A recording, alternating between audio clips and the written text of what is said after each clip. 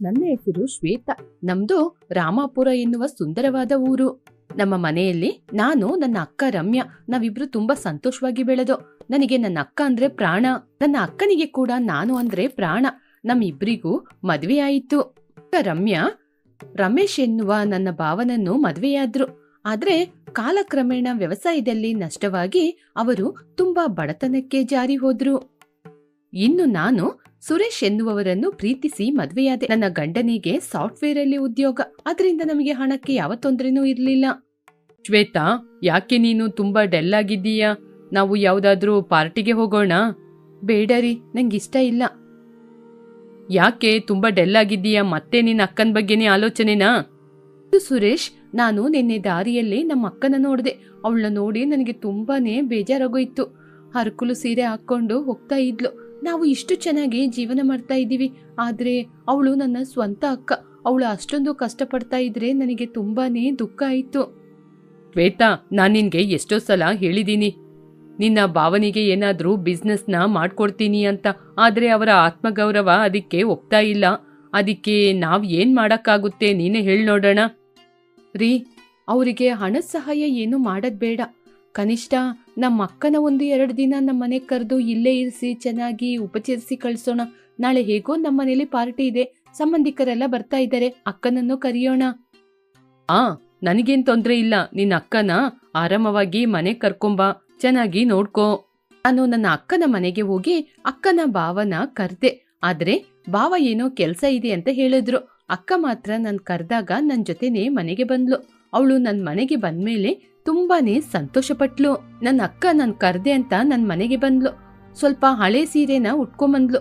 ಅದೇ ಸೀರೆ ಅವಳ ಜೊತೆ ಸ್ವಲ್ಪ ಚೆನ್ನಾಗಿರೋದು. ಆದ್ರೆ ಬಂದಂತಹ ಸಂಬಂಧಿಕರೆಲ್ಲ ರೇಷ್ಮೆ ಸೀರೆ, ಚಿನ್ನವನ್ನೆಲ್ಲ ಹಾಕಿಕೊಂಡು ಮೆರುಗ್ತಾ ಇದ್ರು. ಆದ್ರೆ ನನ್ನ ಅಕ್ಕ ಒಂದ್ ಕಡೆ ಮೂಲೆಯಲ್ಲಿ ಸೋಫಾದಲ್ಲಿ ಕೂತ್ಕೊಂಡಿದ್ಲು. ಏನೇ ಸುಲೋಚನಾ, ಸುರೇಶ್ ಅವರ ಮನೆಯಲ್ಲಿ ಗ್ರ್ಯಾಂಡ್ ಆಗಿ ಏನೋ ಫಂಕ್ಷನ್ ಇದೆ ಅಂತ ಕರೆದ್ರು ಅಂತ ಬಂದೋ. ಆದ್ರೆ ಆ ಸೋಫಾದಲ್ಲಿ ಕೂತಿರೋದು ಯಾರು?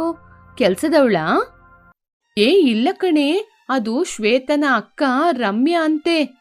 ಅಯ್ಯೋ ದೇವ್ರೆ, ಅಕ್ಕ ತಂಗಿಯರ ನಡುವೆ ಇಷ್ಟೊಂದು ಅಂತರ ಇದೆಯಾ? ಅವಳ ಸೀರೆ ನೋಡ್ದ, ಎಷ್ಟೊಂದು ಹಳೇದಾದ ಸೀರೆ ಉಟ್ಕೊಂಡ್ಬಂದಿದ್ದಾಳೆ ಅಂತ. ಕನಿಷ್ಠ ನನ್ ಮನೆಯಲ್ಲಿ ಕೆಲ್ಸದವಳು ಕೂಡ ಇವಳಕ್ಕಿಂತ ಚೆನ್ನಾಗಿ ಸೀರೆ ಉಟ್ಕೋತಾಳೆ. ತಂಗಿ ನೋಡ್ದ ಮಹಾಲಕ್ಷ್ಮಿ ರೀತಿ ಇದ್ದಾಳೆ. ಆದ್ರೆ ಅಕ್ಕ ನೋಡು, ಪಾಪ. ಸುರೇಶ್ ಅವರು ರಮ್ಯನವರು ಇಂಥವ್ರನ್ನ ಫಂಕ್ಷನಿಗೆ ಕರೆದಿದ್ದಾರೆ. ಅವರ ಗೌರವನ ಕಾಪಾಡ್ಲಿಕ್ಕಾದ್ರೂ ಅವಳ ಅಕ್ಕ ಶ್ವೇತಾ ಯಾರ್ ಜೊತೆ ಆದ್ರೂ ಒಂದು ಸೀರೆನ ಸಾಲ ತಗೊಂಬೋದಾಗಿತ್ತಲ್ಲ. ಈ ರೀತಿ ಸೀರೆ ಉಟ್ಕೊಂಬಂದ್ರೆ ಬರೋರಿಗಾದ್ರೂ ಅವಳ ಪಕ್ಕ ಕೂರ್ಲಿಕ್ಕೆ ನಾಚಿಕೆ ಆಗದ್ ಬೇಡ್ವಾ? ಇವರಿಗಾದ್ರೂ ಬುದ್ಧಿ ಬೇಡ್ವಾ? ಮಾತು ಕೇಳಿದ ಶ್ವೇತಾ ತುಂಬಾನೇ ದುಃಖ ಪಡ್ತಾ ಇದ್ಲು. ಆನಂತರ ಆ ಮಾತನ್ನು ಕೇಳಿದಂತಹ ರಮ್ಯಾ ಕೋಪದಿಂದ ಅಲ್ಲಿಗೆ ಬಂದ್ಲು. ಅತ್ತೆ, ಹಾಗೆ ಮಾತಾಡ್ಬೇಡಿ. ಮನುಷ್ಯರ ಗುಣ ಅವರ ಮನಸ್ಸಲ್ಲೇ ಕಾಣೋದು. ನನ್ನ ಅಕ್ಕನ್ ಬಗ್ಗೆ ಈ ರೀತಿ ಮಾತಾಡೋದು ನನಗೆ ತುಂಬಾನೇ ಬೇಜಾರಾಗ್ತಿದೆ. ಅಯ್ಯೋ, ಅಕ್ಕನ್ ಬಗ್ಗೆ ಏನೋ ಒಂದ್ ಮಾತು ಹೇಳಿದಿಕ್ಕೆ ತಂಗಿಗೆ ತುಂಬಾನೇ ಕೋಪ ಬಂದ್ಬಿಡ್ತು ಅನ್ಕೋತೀನಿ. ಇಲ್ ನೋಡಮ್ಮ, ನಾಳೆ ನಿನ್ ಗಂಡನ ಫ್ರೆಂಡ್ಸ್ ಯಾರಾದ್ರೂ ಹೀಗೆ ಬಂದಾಗ ನಿನ್ ಅಕ್ಕನ ನೋಡಿದ್ರೆ ನಿಮಗೆ ತಾನೇ ಅವಮಾನ. ಶ್ವೇತಾ, ನಾನಿನ್ನೂ ಹೊರಡ್ತೀನಿ. ಅಕ್ಕ ನಿಲ್ಲಕ್ಕ, ಊಟ ಮಾಡ್ಕೊಂಡೋಗು. ಇವರೆಲ್ಲ ಹೀಗೆ ಮಾತಾಡ್ತಾ ಇದ್ದಾರೆ ಅಂತ ನೀನ್ ಹಾಗೆ ಹೋಗೋದಾ? ಇಲ್ಲ ಶ್ವೇತಾ, ನಾನು ಇಲ್ಲೇ ಇದ್ರೆ ನನ್ನ ಆತ್ಮಗೌರವನ ನಾನೇ ಕೊಂದು ಬಿಡ್ತೀನಿ. ಒಬ್ಬ ಮನುಷ್ಯನಿಗೆ ಆತ್ಮಗೌರವ ತುಂಬಾನೇ ಮುಖ್ಯ. ನಾನು ಇಲ್ಲೇ ಇದ್ರೆ ನಿನಗೂ ನಿನ್ನ ಗಂಡನಿಗೂ ಅವಮಾನ ಆಗುತ್ತೆ. ಆಮೇಲೆ ಮನೆಗ್ ಬರೋರೆಲ್ಲ ನಿನ್ನ ತುಂಬಾ ಕೇವಲವಾಗಿ ಮಾತಾಡ್ತಾರೆ. ಅತ್ತಿಗೆ, ಯಾಕೆ ನೀವು ಬೇಜಾರ್ ಮಾಡ್ತಾ ಇದ್ದೀರಾ? ಯಾರೋ ಏನೋ ಹೇಳಿದ್ರು ಅಂತ ನೀವೀಗೆ ಬೇಜಾರ್ ಮಾಡೋದು ಸರಿನಾ? ಇಲ್ಲ ರಮೇಶ್, ನಾನಿವಾಗ ಅರ್ಥ ಮಾಡ್ಕೊಂಡೆ. ಈ ಪ್ರಪಂಚದಲ್ಲಿರುವ ಮನುಷ್ಯರು ಮನುಷ್ಯನನ್ನು ನೋಡೋದಿಲ್ಲ, ಅವನು ಹಾಕೊಳ್ಳುವ ಬಟ್ಟೆಯನ್ನೇ ನೋಡೋದು. ದಯವಿಟ್ಟು ಬೇಡ ಅನ್ಬೇಡಿ, ನಾನು ಇಲ್ಲಿಂದ ಹೊರಟೋಗ್ತೀನಿ. ಆ ದಿನ ಎಲ್ಲರೂ ಏನೇನೋ ಹೇಳಿದ್ರು ಅಂತ ನನ್ನ ಅಕ್ಕ ಕಣ್ಣೀರ್ ಹಾಕೊಂಡು ನನ್ನ ಮನೆ ಬಿಟ್ಟು ತುಂಬಾ ದುಃಖದಿಂದ ಹೋದ್ಲು. ನನ್ನ ಅಕ್ಕನ ಕಣ್ಣೀರನ್ನು ನೋಡಿ ನನಗೆ ಕಣ್ಣೀರು ಬಂತು. ಆದ್ರೂ ನನ್ನ ಅಕ್ಕ ಮನೆ ಬಿಟ್ಟು ಹೋಗುವಾಗ ಒಂದು ಮಾತು ಹೇಳಿದ್ಲು. ರಮ್ಯಾ, ನಾನು ಮತ್ತೆ ನಿನ್ ಮನೆ ಹೊಸ್ಲು ತುಳಿಬೇಕು ಅಂದ್ರೆ ಎಲ್ಲರೂ ಹೇಳುವ ಹಾಗೆ ನಾನು ಕೂಡ ಒಳ್ಳೆ ಸ್ಥಾನಕ್ಕೆ ಬರಬೇಕು. ಆವಾಗನೇ ನಾನ್ ನಿನ್ ಮನೆಗೆ ಬರೋದು. ನನ್ನ ಅಕ್ಕ ಆ ಮಾತನ್ನು ಹೇಳುವಾಗ ಅವಳ ಕಣ್ಣಲ್ಲಿ ಏನೋ ಒಂದು ಹೊಸತನವನ್ನು ನೋಡಿದೆ. ಅವಳಿಗೆ ಗೆಲ್ಬೇಕು, ಎಲ್ಲರ ಮುಂದೆ ಏನಾದ್ರೂ ಒಂದು ಸಾಧನೆ ಮಾಡ್ಬೇಕು ಅನ್ಕೊಂಡಿದ್ಲು. ನನ್ನ ಭಾವನನ್ನು ಒಪ್ಪಿಸಿ ಅವಳ ಕೈಯಲ್ಲಿರುವ ಸ್ವಲ್ಪ ಹಣದಲ್ಲಿ ಒಂದು ಹಸುವನ್ನು ತೆಗೆದುಕೊಂಡ್ಲು. ರಮ್ಯನ ಮನೆ ಮುಂದೆ ಒಂದು ಹಸುವನ್ನು ಕಟ್ಟಿ ಹಾಕಿದ್ಲು. ಶ್ವೇತಾ ಅಕ್ಕನ ಮನೆಗೆ ಬಂದ್ಲು. ಅಕ್ಕ, ಹಸು ತಗೊಂಡ ಅಕ್ಕ? ಹೌದು ರಮ್ಯಾ, ಕೂಲಿ ಕೆಲ್ಸಕ್ಕೆ ಹೋದ್ರೆ ಕೂಲಿ ಕೆಲ್ಸ ಸಿಗುತ್ತೆ, ಆದ್ರೆ ಆದಷ್ಟು ಬೇಗ ಬೆಳೆಯಲು ಸಾಧ್ಯವಿಲ್ಲ. ಅದಕ್ಕೆ ಹಸು ತಗೊಂಡೆ. ಈ ಹಸು ಹೆಸರು ಲಕ್ಷ್ಮಿ. ಇದರ ಹಾಲನ್ನು ಮಾರಾಟ ಮಾಡಿ ಹಣ ಸಂಪಾದನೆ ಮಾಡ್ತೀನಿ. ಸರಿ ಅಕ್ಕ, ಆದ್ರೆ ಒಂದು ಹಸುನ ಇಟ್ಕೊಂಡು ನಿನಗೆ ಏನ್ ಲಾಭ ಬರುತ್ತೆ ಅಂತ ಹೇಳಿ ನೋಡೋಣ. ಯಾಕಮ್ಮ, ಮೊದಲ ಅಡಿಯಿಂದನೇ ಎಲ್ಲನೂ ಸಾಧ್ಯವಾಗದು. ನಾನ್ ಬೆಳಿಗ್ಗೆ ಬೇಗನೆ ಎದ್ದು ಹಸುಗಳ ಹಾಲು ಕರೆದು ಮನೆ ಮನೆಗೆ ಮಾರಾಟ ಮಾಡ್ತೀನಿ. ಶುದ್ಧವಾದ ಹಾಲು ಸಿಗುತ್ತೆ ಅಂದ್ರೆ ಎಲ್ರೂ ಬರ್ತಾರಲ್ವಾ? ಹೀಗೆ ಸ್ವಲ್ಪ ದಿನಗಳಲ್ಲಿ ಅವಳು ಹಾಲಿನ ಮಾರಾಟ ಮಾಡುವುದನ್ನು ನೋಡಿದ ಜನರು, ಅರೆ ನೋಡಿದ್ರಾ, ರಮೇಶ್ ಹೆಂಡತಿ ರಮ್ಯಾ ಸ್ವಲ್ಪ ದಿನಗಳ ಹಿಂದೆ ಕೂಲಿ ಕೆಲ್ಸಕ್ಕೆ ಹೋಗ್ತಾ ಇದ್ಲು, ಇವಾಗ ಅವಳೇ ಸ್ವತಃ ಹಾಲಿನ ವ್ಯಾಪಾರ ಮಾಡ್ತಿದ್ದಾಳೆ. ಹೌದೌದು, ತಂಗಿ ಏನೋ ಕಾರಲ್ಲಿ ಹೋಗ್ತಾ ಇದ್ರೆ ಅಕ್ಕ ಏನೋ ಹೀಗೆ ಹಾಲಿನ ವ್ಯಾಪಾರ ಮಾಡಿ ಹೊಟ್ಟೆ ತುಂಬಿಸ್ಕೊತಿದ್ದಾಳೆ. ಅತ್ತೆ, ನಾನ್ ಕಳ್ಳತನ ಮಾಡಿದ್ರೆ ನಾನು ನಾಚಿಕೆ ಪಡ್ಬೇಕಾಗಿತ್ತು, ಏನಾದ್ರೂ ಮೋಸ ಮಾಡಿದ್ರೆ ನಾನು ನಾಚಿಕೆ ಪಡ್ಬೇಕಾಗಿತ್ತು. ಕಷ್ಟಪಟ್ಟು ದುಡಿಯೋದಕ್ಕೆ ಯಾಕೆ ನಾಚಿಕೆ? ನನಗೆ ಈ ಹಾಲ್ ಕ್ಯಾನು ಭಾರ ಆಗುತ್ತೆ, ನಿಮ್ಮ ಮಾತಿನಷ್ಟು ಭಾರ ಆಗಲ್ಲ. ನಾನು ಕಷ್ಟಪಟ್ಟು ದುಡಿದು ಮೇಲ್ಮಟ್ಟಕ್ಕೆ ಬರ್ತೀನಿ. ಸಭಾಷ್ ಅಕ್ಕ, ಒಳ್ಳೆ ಮಾತೆ ಹೇಳಿದೆ. ನೀನ್ ಯಾರಿಗೂ ಭಯ ಪಡ್ಬೇಡ, ನಿನ್ನಿಂದೆ ನಾನಿದ್ದೀನಿ. ಹೀಗೆ ರಮ್ಯಾ ಊರಿನ ಜನರ ಮಾತನ್ನು ಕೇಳಿ ತಲೆ ಕೆಡಿಸಿಕೊಳ್ಳದೆ ಬೆಳಿಗ್ಗೆ ಎದ್ದು ಶುದ್ಧವಾದ ಹಾಲಿನ ವ್ಯಾಪಾರ ಮಾಡ್ತಾ ಇದ್ಲು. ಹಾಲು ತುಂಬಾ ಸ್ವಚ್ಛವಾಗಿದೆ ಅಂತ ತುಂಬಾ ಜನರು ಕೂಡ ತಗೊಂಡ್ರು. ಹೀಗೆ ಬಂದ ಲಾಭವನ್ನು ₹1 ಕೂಡ ಖರ್ಚು ಮಾಡದೆ ಅವಳು 6 ತಿಂಗಳಲ್ಲಿ ಇನ್ನೂ 2 ಹಸುಗಳನ್ನು ತೆಗೆದುಕೊಂಡ್ಲು. ಇವಾಗ ರಮ್ಯಾ ಅಕ್ಕನ ಹಸು ಕೊಟ್ಟಿಗೆಯಲ್ಲಿ 3 ಹಸುಗಳು. ಭಾವ ಕೂಡ ಅಕ್ಕನಿಗೆ ತುಂಬಾನೇ ಸಹಾಯ ಮಾಡ್ತಾ ಇದ್ರು. ರಮ್ಯಾ, ನೀನು ಅನ್ಕೊಂಡಿರೋದ್ನೆಲ್ಲ ಸಾಧನೆ ಮಾಡಿದೀಯ. ಇವಾಗ ನಮಗೆ ಒಳ್ಳೆ ಲಾಭ ಬರ್ತಾ ಇದೆ. ಆ ಲಾಭದಿಂದ ನಮ್ಮ ಸಾಲ ಎಲ್ಲನೂ ತೀರಿದೆ. ಒಳ್ಳೇದು ರೀ, ಆದ್ರೆ ಹಾಲಿನ ವ್ಯಾಪಾರ ಮಾಡಿದ್ರೆ ನಮ್ಮ ಹೊಟ್ಟೆ ಮಾತ್ರ ತುಂಬೋದು. ಆದ್ರೆ ನಾನು 10 ಜನರಿಗೆ ಕೆಲಸವನ್ನು ಕೊಡ್ಬೇಕು. ಆ ದಿನ ನನ್ನ ತಂಗಿಯ ಮನೆಯಲ್ಲಿ ನನಗೆ ಯಾವ್ದ ಅವಮಾನ ಹೋಗ್ಬೇಕಂದ್ರೆ ನಾನು ಇನ್ನು ಮೇಲ್ಮಟ್ಟಕ್ಕೆ ಹೋಗ್ಬೇಕು. ಅಕ್ಕ, ಅದಕ್ಕೆ ಇವಾಗ ಏನ್ ಮಾಡ್ಬೇಕು ಅಂತ ಇದ್ದೀಯಾ? ಶ್ವೇತಾ, ನನಗೆ ಬಟ್ಟೆ ಹೊಲಿಲಿಕ್ಕೆ ಚೆನ್ನಾಗಿ ಗೊತ್ತು. ಈ ಊರಲ್ಲಿ ತುಂಬಾ ಹೆಂಗಸರು ಸುಮ್ನೆನೆ ಇದ್ದಾರೆ. ಅವ್ರನ್ನ ಕೂಡ ನಾನು ಸಹಾಯಕ್ಕೆ ತಗೊಂಡು ಅವರು ನಾನು ಎಲ್ಲರೂ ಸೇರ್ಕೊಂಡು ಈ ಊರಿನಲ್ಲಿ ಒಂದು ಗಾರ್ಮೆಂಟ್ಸ್ ಯೂನಿಟ್ ನ ಆರಂಭಿಸ್ಬೇಕು ಅಂತ ಯೋಚನೆ ಮಾಡ್ತಿದ್ದೀನಿ. ಅಕ್ಕ, ಅದ್ಭುತವಾದ ಆಲೋಚನೆ ಅಕ್ಕ. ನಿನ್ ಕೈಯಲ್ಲಿರುವ ಹಣದಲ್ಲಿ ನೀನು ಮಿಷಿನ್ ನ ತಗೋ, ನಾನ್ ನಿನ್ಗೆ ಸಹಾಯ ಮಾಡ್ತೀನಿ. ಸುರೇಶ್ಗೆ ಗೊತ್ತಿರೋರು ಪಟ್ನದಲ್ಲಿ ದೊಡ್ಡ ಸ್ಕೂಲ್ ನ ನಡೆಸ್ತಾ ಇದ್ದಾರೆ. ಅವ್ರ ಜೊತೆ ಮಾತಾಡಿ ಇದೊಂದು ಅವಕಾಶ ಕೇಳಿ ನೋಡೋಣ. ಶ್ವೇತಾ, ನೀನ್ ಹೇಳೋದು ನಿಜಾನಾ? ಅಕ್ಕ, ನಿಜಾನೇ ಅಕ್ಕ. ನೀನು ಅದಕ್ಕೆ ಬೇಕಾದ ಕೆಲಸವನ್ನ ಆರಂಭಿಸು. ಹೀಗೆ ಟೈಲರಿಂಗ್ ಇಂದ ಬಂದ ಹಣದಲ್ಲಿ 10 ಮಿಷಿನ್ ಅನ್ನು ತಗೊಂಡ್ಲು. ಊರಿನ ಹೆಂಗಸರಿಗೆ ಕೂಡ ಅವಳ ಕಂಪನಿಯಲ್ಲಿ ಕೆಲಸ ಕೊಟ್ಲು. ಹೀಗೆ ಅವರ ಜೊತೆ ಸೇರಿ ಹಗಲು ರಾತ್ರಿ ಅಂತ ಅವಳು ಕಷ್ಟಪಟ್ಲು. ದೊಡ್ಡ ದೊಡ್ಡ ಆರ್ಡರ್ಗಳು ಕೂಡ ಬಂತು. ಆದರೆ ಅಕ್ಕ ಹೊಲಿಯುವ ಬಟ್ಟೆಯನ್ನು ನೋಡಿ ಎಲ್ಲರೂ ತುಂಬಾನೇ ಆಶ್ಚರ್ಯಪಟ್ರು. ಹೀಗೆ ಆ ದಿನಗಳು ಕಳೆಯಿತು. ಹೀಗೆ ಅಕ್ಕ ಹಾಕೊಳ್ಳುವ ಬಟ್ಟೆಯಲ್ಲಿ ಕೂಡ ಬದಲಾವಣೆಗಳು ಬಂತು. ಕಾಟನ್ ಸೀರೆ ತಗೊಂಡ್ಲು, ಕಾಲಿಗೆ ಕಾಲ್ಗೆಜ್ಜೆಯನ್ನು ಹಾಕಿಕೊಂಡ್ಲು.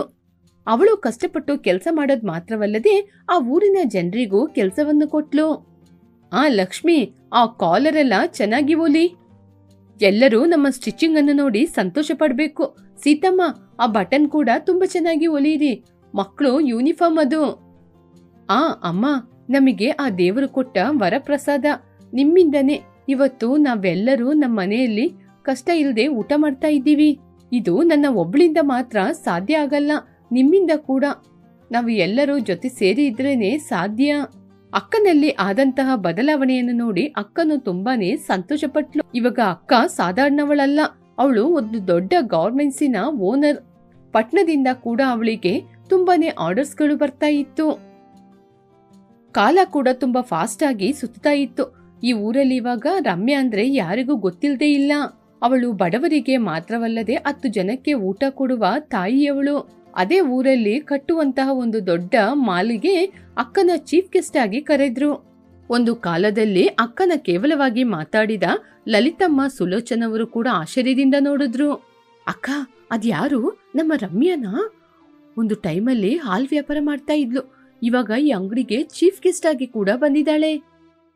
ಉದತ್ತಿಗೆ ಒಂದು ಕಾಲದಲ್ಲಿ ನಾವು ಅವಳನ್ನ ಕೇವಲವಾಗಿ ಮಾತಾಡ್ದು, ಇವಾಗ ನೋಡಿದ್ರ ಚೀಫ್ ಗೆಸ್ಟ್ ಆಗಿ ಈ ಅಂಗಡಿಗೆನೆ ಬಂದಿದ್ದಾಳೆ.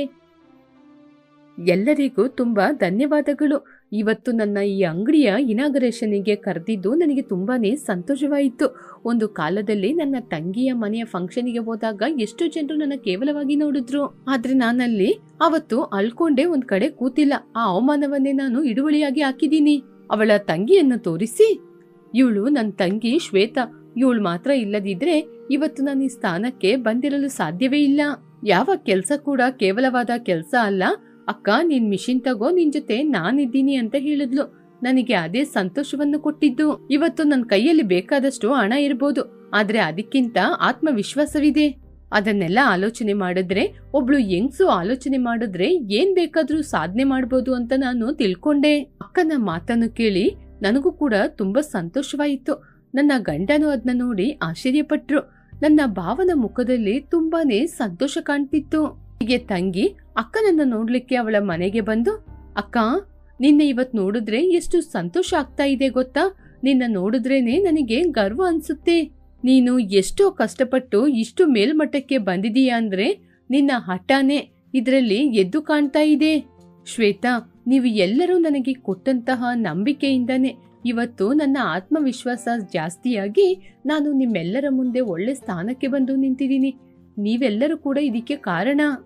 ಆಸ್ತಿಗಳು ಹೋಗುತ್ತೆ ಬರುತ್ತೆ, ಆದ್ರೆ ನಮ್ಮ ಬಂಧಗಳು ನಮಗೆ ಎಲ್ಲವನ್ನೂ ಕಲಿಸುತ್ತೆ. ಅಕ್ಕ, ಆ ಲಲಿತಮ್ಮ ಎಲ್ಲ ಇವಾಗ ಏನ್ ಹೇಳ್ತಿದ್ದಾರೆ? ಅವರು ನನ್ ಜೊತೆ ಏನ್ ಕೇಳ್ತಾರೆ, ರಮ್ಯನವ್ರೆ, ನಮ್ಮ ಸೊಸೆಗೆ ಮಗಳಿಗೆ ನಿಮ್ಮ ಫ್ಯಾಕ್ಟ್ರಿಯಲ್ಲಿ ಕೆಲಸ ಕೊಡ್ತೀರಾ ಅಂತ ಕೇಳ್ತಿದ್ದಾರೆ. ಅವತ್ತು ನಿಮ್ಮ ಸೀರೆನ ನೋಡಿದ್ರು, ಇವಾಗ ನಿಮ್ಮ ಕೈಯಲ್ಲಿರುವ ಹಣವನ್ನು ನೋಡ್ತಾ ಇದ್ದಾರೆ ಅವರು. ಸರಿ ಸರಿ, ಎಲ್ಲರೂ ಬನ್ನಿ. ನಾನೇ ನನ್ನ ಕೈಯಾರೆ ಸ್ವತಃ ಅಡಿಗೆ ಮಾಡಿದೀನಿ. ಇವಾಗ ಯಾವ ಸೀರೆ ಉಟ್ಕೊಂಡ್ರು ತೊಂದ್ರೆ ಇಲ್ವಲ್ಲ? ಅಯ್ಯೋ ಅಕ್ಕ, ಇವಾಗ ನೀನು ಗೋಣಿ ಚೀಲ ಕಟ್ಕೊಂಡ್ರು ಅದು ಟ್ರೆಂಡಿಂಗೇ. ಇವಾಗ ನನ್ನ ಅಕ್ಕನ ಕಣ್ಣಲ್ಲಿ ಸಂತೋಷದ ಬಾಷ್ಪಗಳು. ನನ್ನ ಅಕ್ಕನ ನೋಡಿದ್ರೆ ಅವಳು ಪಟ್ಟಂತ ಕಷ್ಟಕ್ಕೆ ಫಲ ಸಿಕ್ಕಿದೆ ಅಂತ ಸಂತೋಷ ಆಗ್ತಿದೆ. ನಾವು ತುಂಬಾ ಎತ್ತರಕ್ಕೆ ಬೆಳಿಬೇಕು ಅಂತ ನಮಗೆ ಆತ್ಮವಿಶ್ವಾಸವಿದ್ರೆ ಹಾಲಿನ ವ್ಯಾಪಾರ ಮಾತ್ರವಲ್ಲ, ಏನ್ ಬೇಕಾದ್ರೂ ಸಾಧನೆ ಮಾಡ್ಬೋದು. ಇವಾಗ ಈ ರಾಮಾಪುರದಲ್ಲಿ ಕೇಳಿದ್ರೆ ಎಲ್ಲರೂ ಹೇಳ್ತಾರೆ, ರಮ್ಯಾ ಅಂದ್ರೆ ಅವರು ತುಂಬಾ ಧೈರ್ಯವಂತರು ಅಂತ. ಅದು ಡಿಸೆಂಬರ್ ತಿಂಗಳು. ಅವೆಲ್ಲ ಮಂಜಿನ ಕಂಬಳಿಯನ್ನು ಹೊದ್ದಿತ್ತು. ಆ ವರ್ಷನೇ ಲಾವಣ್ಯನಿಗೆ ಕಿರಣ್ ಜೊತೆ ಮದುವೆಯಾಯಿತು. ಲಾವಣ್ಯನಿಗೆ ಇದು ಹೊಸ ಜೀವನ. ಕಿರಣ್ ಇಷ್ಟಪಟ್ಟ ಕಾರಣ ಲಾವಣ್ಯ ಶ್ರೀಮಂತ ಮನೆಯ ಸೊಸೆಯಾದ್ಲು. ಲಾವಣ್ಯಂದು ಒಂದು ಮಿಡಲ್ ಕ್ಲಾಸ್ ಫ್ಯಾಮಿಲಿ. ಅವರ ತಾಯಿ ಶಾರದಮ್ಮ ಮಾರ್ಕೆಟ್ ಅಲ್ಲಿ ಫ್ರೂಟ್ಸ್ ಅಂಗಡಿನ ಇಟ್ಕೊಂಡಿದ್ರು. ಲಾವಣ್ಯ ಮದುವೆಯಾಗಿ ಹೋದ ಮನೆ ಹೈದರಾಬಾದಲ್ಲಿ ಒಂದು ದೊಡ್ಡ ಅರಮನೆಯಂತಿದ್ದು. ಅವಳ ಅತ್ತೆ ರಾಜೇಶ್ವರಿ ದೇವಿ ನಗರದಲ್ಲಿ ಫೇಮಸ್ ಆಗಿರುವ ಮಹಿಳೆ. ಅವರಿಗೆ ಹಣ, ಗೌರವ, ಮರ್ಯಾದೆ ಅದನ್ನ ಬಿಟ್ರೆ ಬೇರೆ ಪ್ರಪಂಚನೇ ಗೊತ್ತಿಲ್ಲ. ಚಳಿಗಾಲದಲ್ಲಿ ಲಾವಣ್ಯನಿಗೆ ಆ ಮನೆ ಮೊದಲನೇ ದಿನ. ರಾಜೇಶ್ವರಿ ಅವರ ಮನೆ ಸೆಂಟ್ರಲೈಸ್ ಹೀಟಿಂಗ್ ಸಿಸ್ಟಮ್ ಇಂದ ಬೆಚ್ಚಗೆ ಇತ್ತು. ಆದ್ರೂ ಕೂಡ ಲಾವಣ್ಯನಿಗೆ ಅವಳೊಳಗೆ ಏನೋ ಗೊತ್ತಿಲ್ಲದ ಚಳಿ ಇತ್ತು. ವಾತಾವರಣದಲ್ಲಿ ಇರುವಂತಹ ಚಳಿಯಲ್ಲ, ಮನುಷ್ಯರ ನಡುವೆ ಇರುವ ಅದು ಭಯದ ಚಳಿ. ರಾತ್ರಿ ಸಮಯ. ಲಾವಣ್ಯ ಕಿರಣ್ನ ಬೆಡ್ರೂಮ್ ಅದು. ಲಾವಣ್ಯ ಬೆಡ್ಶೀಟ್ ನ ಹಾಕೊಂಡಿದ್ರು, ಚಳಿಯಲ್ಲಿ ನಡುತ್ತಾ ಇದ್ಲು. ಏನಾಯ್ತು ಲಾವಣ್ಯ, ನಿನಗೆ ಚಳಿ ಆಗ್ತಾ ಇದೀಯಾ? ಹೀಟರ್ ಏನಾದ್ರೂ ಹಾಕ್ಬೇಕಾ? ಬೇಡ ಕಿರಣ್, ಎಲ್ಲವೂ ಚೆನ್ನಾಗಿದೆ. ಆದ್ರೂ ಕೂಡ ನನ್ನ ಮನೆಯಲ್ಲಿ ನನ್ನ ಅಮ್ಮ ನನಗೆ ಹಳೆಯ ಕಂಬಳಿನ ಕೊಡ್ತಾ ಇದ್ರು. ಅದು ಅರ್ಧೋಗಿದ್ರು ಕೂಡ ತುಂಬಾನೇ ಚಳಿನ ತಡಿತಾ ಇತ್ತು. ಹಳೆ ಕಂಬಳಿನ? ಇದು ಸಿಲ್ಕ್ ಕಂಬಳಿ. ಇದಕ್ಕೆ ಸುಮಾರು 5,000-6,000. ಇದಕ್ಕಿಂತ ನಿನಗೆ ಬಿಸಿಯನ್ನು ತರುವುದು ಇನ್ನೇನಿದೆ? ಈ ಕಂಬಳಿಯಲ್ಲಿ ಕಾಸ್ಟ್ಲಿ ಉಷ್ಣತೆ ಇರ್ಬೋದು, ಆದ್ರೆ ನಾನ್ ನಮ್ ತಾಯಿ ಪ್ರೀತಿನ ಮಿಸ್ ಮಾಡ್ಕೋತಾ ಇದ್ದೀನಿ. ನೀವು ಸುಮ್ನೆ ಮಲ್ಕೊಳ್ಳಿ. ದಿನ ಬೆಳಿಗ್ಗೆ ಬ್ರೇಕ್ಫಾಸ್ಟ್ ಟೇಬಲ್ ಅಲ್ಲಿ ಎಲ್ಲನೂ ನಿಶಬ್ದತೆಯಿಂದ ಇತ್ತು. ಲಾವಣ್ಯ, ನಿನ್ನೆ ರಾತ್ರಿ ನಿನ್ಗೆ ಚಳಿ ಜಾಸ್ತಿ ಇತ್ತಂತೆ, ನನ್ ಮಗ ಕಿರಣ್ ಹೇಳ್ದ.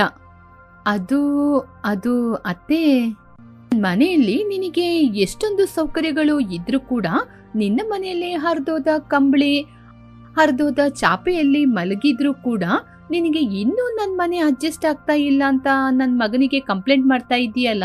ಹೌದು, ನಿನಗೆ ಇಲ್ಲಿ ಏನ್ ಬೇಕು ಇನ್ನು? ನಾನು ನಿಮ್ ಮಗನ್ ಜೊತೆ ಕಂಪ್ಲೇಂಟ್ ಮಾಡ್ಲಿಲ್ಲ ಅತ್ತೆ. ನಮ್ ತಾಯಿ ನೆನಪಿಗೆ ಬರ್ತಿದ್ದಾರೆ ಅಂತ ಮಾತ್ರ ಹೇಳಿದ್ದು. ನಿನ್ನ ಮನೆಯ ಪುರಾಣವನ್ನೆಲ್ಲ ಇಲ್ಲಿ ನನಗೆ ಹೇಳಲಿಕ್ಕೆ ಬರ್ಬೇಡ. ಮನೆಯ ಸ್ಟೇಟಸ್ಸಿಗೆ ತಕ್ಕ ಹಾಗೆ ನಡ್ಕೊಳ್ಳಕ್ಕೆ ಪ್ರಯತ್ನ ಪಡು. ನಿನ್ನ ವರ್ತನೆಗಳನ್ನ ಇಲ್ಲೆಲ್ಲ ಮಾಡಕ್ ಹೋಗ್ಬೇಡ. ಇದೆಲ್ಲ ನನಗೆ ಸ್ವಲ್ಪ ಕೂಡ ಇಷ್ಟ ಆಗಲ್ಲ. ಅವರ ಮಾತನ್ನು ಕೇಳಿ ಲಾವಣ್ಯನಿಗೆ ಮಾತೇ ಬರ್ಲಿಲ್ಲ. ಲಾವಣ್ಯ ಮೌನವಾಗಿ ನಿಂತಿದ್ಲು. ಆ ಮನೆಯಲ್ಲಿ ಎಲ್ಲಾ ವಸ್ತುಗಳು ತುಂಬಾನೇ ಕಾಸ್ಟ್ಲಿ ಆದದ್ದು, ಆದರೆ ಜನರ ಮಾತು ಮಾತ್ರ ಅಲ್ಲ. ಲಾವಣ್ಯ ಅವಳ ರೂಮಿಗೆ ಹೋಗಿ ಚಿಲ್ಕ ಹಾಕೊಂಡು ಅವಳ ತಾಯಿಗೆ ಶಾರದನಿಗೆ ಕಾಲ್ ಮಾಡಿದ್ಲು. ಅಮ್ಮ, ಲಾವಣ್ಯ ಮಗಳೇ, ಹೇಗಮ್ಮ ಇದ್ದೀಯಾ? ಅಮ್ಮ, ನಾನ್ ಚೆನ್ನಾಗಿದ್ದೀನಿ, ನೀವೇಗಿದ್ದೀರಾ? ನನಗೇನಮ್ಮ, ನಾನು ಚೆನ್ನಾಗೇ ಇದ್ದೀನಿ. ಇದು ಚಳಿಕಾಲ ಅಲ್ವಾ, ಬೆಳಿಗ್ಗೆ ಬೇಗನೆ ಎದ್ದು ತಣ್ಣೀರಲ್ಲಿ ಕೈ ಹಾಕಕ್ ಹೋಗ್ಬೇಡ, ಬಿಸ್ನೀರಿಟ್ಕೊಂಡು ಸ್ನಾನ ಮಾಡಮ್ಮ. ನಾನು ನಿನಗೋಸ್ಕರ ಎಳ್ಳುಂಡೆ ಹಾಗೇನೆ ಶುಂಠಿ ಪಚಡಿ ಎಲ್ಲ ಮಾಡಿಟ್ಟಿದೀನಿ. ಈ ಚಳಿಕಾಲದಲ್ಲಿ ಅದೆಲ್ಲ ಒಳ್ಳೇದು. ಯಾವಾಗಮ್ಮ ಬರ್ತೀಯಾ? ಆಯ್ತಮ್ಮ, ಆದಷ್ಟು ಬೇಗ ಖಂಡಿತ ಬರ್ತೀನಿ. ಇಲ್ಲಿ ನನಗೆ ಎಲ್ಲಾ ಸೌಕರ್ಯಗಳು ಇದೆ, ಆದ್ರೂ ಕೂಡ ನನಗೆ ನೀನ್ ಮಾಡಿಕೊಡುವ ಜೋಳದ ಬಿಸಿ ಬಿಸಿ ರೊಟ್ಟಿ ತಿನ್ಬೇಕು ಅನ್ಸುತ್ತೆ.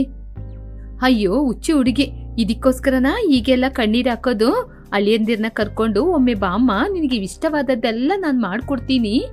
ಅಮ್ಮ ಜೊತೆಗಿನ ಮಾತು ಅವಳಿಗೆ ಧೈರ್ಯವನ್ನು ಕೊಡ್ತು. ಆದರೆ ಅವಳು ತಾಯಿ ಜೊತೆ ಮಾತನಾಡುವುದನ್ನು ರಾಜೇಶ್ವರಿ ಹೊರಗಿಂದ ಕೇಳ್ಕೊಂಡ್ರು. ಲಾವಣ್ಯ, ಲಾವಣ್ಯ, ಬಾಗಿಲು ತೆಗಿಯಮ್ಮ. ಏನಮ್ಮ?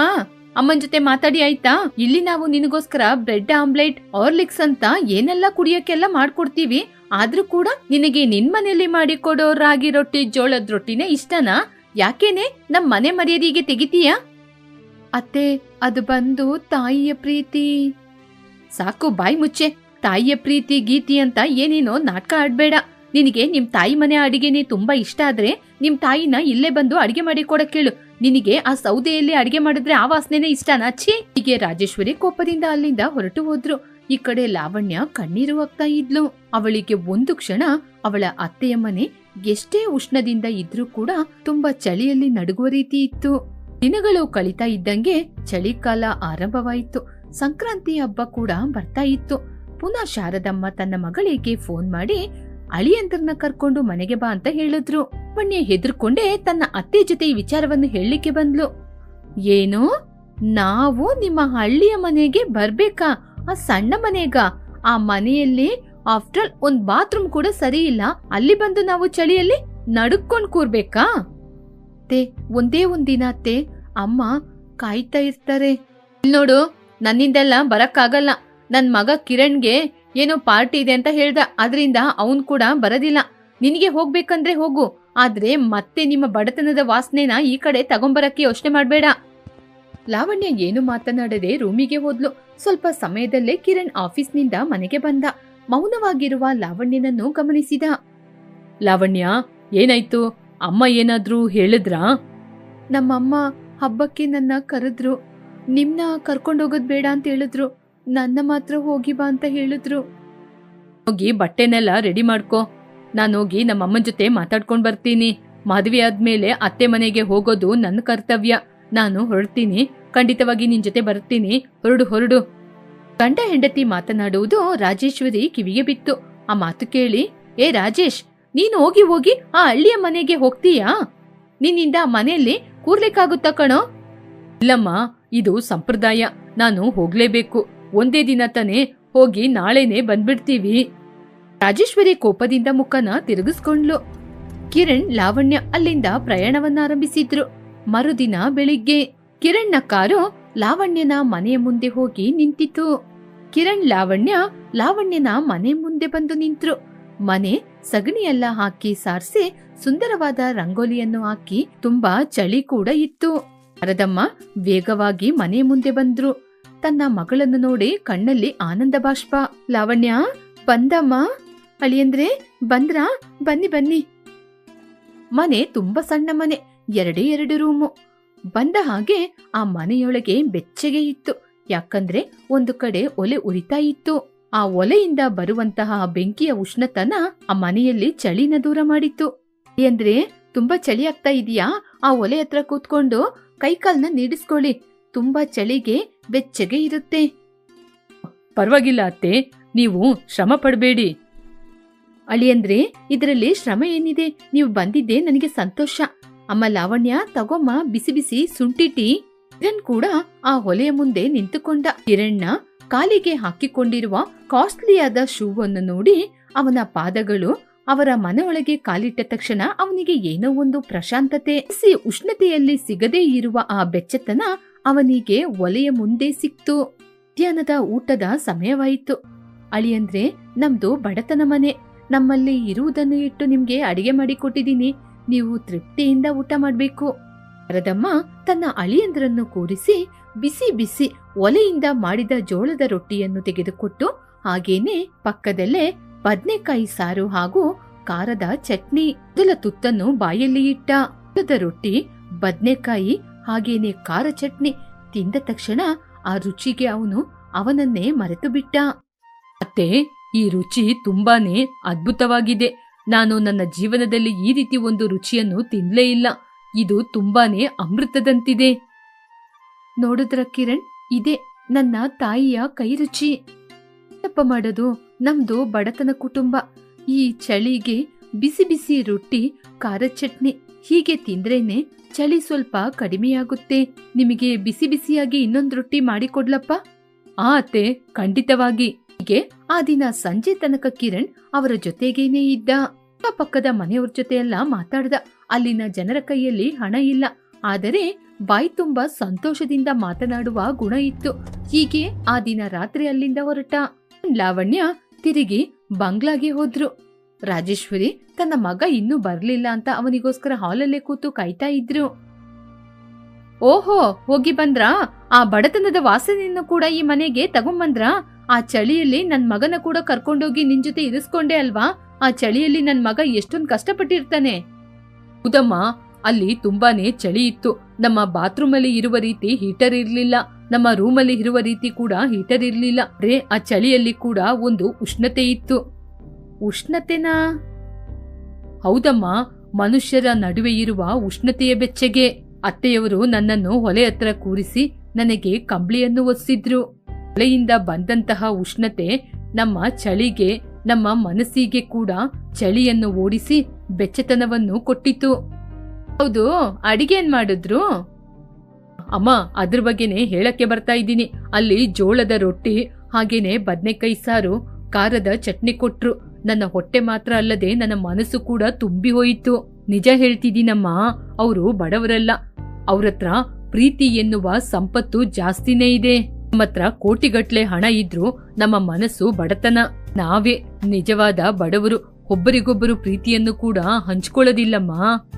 ರಾಜೇಶ್ವರಿ ಏನು ಮಾತನಾಡದೆ ಮೌನವಾಗಿದ್ರು. ತನ್ನ ಮಗನ ಬಾಯಲ್ಲಿ ಇಂಥ ಮಾತುಗಳು ಬರುತ್ತೆ ಅಂತ ಅವರು ಊಹನೆ ಕೂಡ ಮಾಡ್ಲಿಲ್ಲ. ನಾವೇ ನಿಜವಾದ ಬಡವರು ಅಂತ ಹೇಳಿದ ಮಾತು ಅವರ ಎದೆಯಲ್ಲಿ ಚುಚ್ತಾ ಇತ್ತು. ಆ ದಿನ ರಾತ್ರಿ ಯಾರೂ ಕೂಡ ಸರಿಯಾಗಿ ನಿದ್ರೆ ಮಾಡಲಿಲ್ಲ. ರಾಜೇಶ್ವರಿ ಅವರ ರೂಮ್ ಒಳಗೆ ಹೋಗಿ ಆಲೋಚನೆ ಮಾಡ್ತಾ ಇದ್ರು. ಅವರ ಮಗನ ಮಾತು, ಅವರ ಬಡತನ ಅವರ ಮನಸ್ಸೊಳಗೆ ತುಂಬಾನೇ ಕಾಡ್ತಾ ಇತ್ತು. ಮರುದಿನ ಬೆಳಿಗ್ಗೆ ಲಾವಣ್ಯ ರಾಜೇಶ್ವರಿಗೋಸ್ಕರ ಕಾಫಿಯನ್ನು ಮಾಡ್ತಾ ಇದ್ಲು. ರಾಜೇಶ್ವರಿ ನಿಧಾನವಾಗಿ ಅಡುಗೆ ಮನೆಯೊಳಗೆ ಹೋಗಿ, ಅತ್ತೆ, ಕಾಫಿ ಸ್ವಲ್ಪ ಇರು ಹಾಗೆ ಅಂತ ಹೇಳಿದಾಗ ಲಾವಣ್ಯನಿಗೆ ಅಲ್ಲಿ ಏನ್ ನಡೀತಾ ಇದೆ ಅಂತ ಅರ್ಥನೇ ಆಗ್ಲಿಲ್ಲ. ಅವತ್ತು ನಿಮ್ಮ ಅಮ್ಮ ಏನೋ ಚಟ್ನಿ ಮಾಡಿದ್ರಂತೆ, ಕಿರಣ್ ತುಂಬಾ ಹೊಗಳ್ತಾ ಇದ್ದ. ನನಗೆ ನೀನು ಆ ಚಟ್ನಿನ ಮಾಡ್ಕೊಡ್ತೀಯ? ಇವತ್ತು ಚಳಿಗೆ ಯಾಕೋ ವಾಯ್ಸ್ ಬರ್ತಾ ಇಲ್ಲ. ಲಾವಣ್ಯ ಆಶ್ಚರ್ಯದಿಂದ ಅತ್ತೆಯನ್ನು ನೋಡಿದ್ಲು. ಅವರ ಕಣ್ಣಲ್ಲಿ ಯಾವಾಗ್ಲೂ ಇರುವಂತಹ ಗರ್ವ ಇರಲಿಲ್ಲ, ಒಂದು ರೀತಿಯ ಅಂಗೀಕಾರ. ಲಾವಣ್ಯನ ಕಣ್ಣಲ್ಲಿ ಕಣ್ಣೀರು ಬಂತು. ಅತ್ತೆ, ಇವಾಗ್ಲೇ ಮಾಡ್ಕೊಡ್ತೀನತ್ತೆ. ಬಿಸಿ ಬಿಸಿ ಚಟ್ನಿ, ಖಾರ ಚಟ್ನಿನೋ ಜೋಳದ ರೊಟ್ಟಿ ಮಾಡಿ ಕೊಡ್ತೀನಿ. ಸರಿ, ನಾನು ಇಲ್ಲೇ ಕೂತ್ಕೊಂಡಿರ್ತೀನಿ, ನೀನ್ ಮಾಡ್ಕೊಡು. ಆ ಚಳಿಕಾಲ ರಾಜೇಶ್ವರಿ ಮನೆಯಲ್ಲಿರುವ ಒಳ್ಳೆ ಗುಣವನ್ನು ಕರಗಿಸಿಯೇ ಬಿಡ್ತು. ತನ್ನ ಮನೆಯಲ್ಲಿರುವ ಅಮೃತದಂತಹ ಪ್ರೀತಿ ಶ್ರೀಮಂತ ಮನೆಯವರ ಮನಸ್ಸನ್ನೇ ಹೊಡೆದು ಹಾಕಿತು.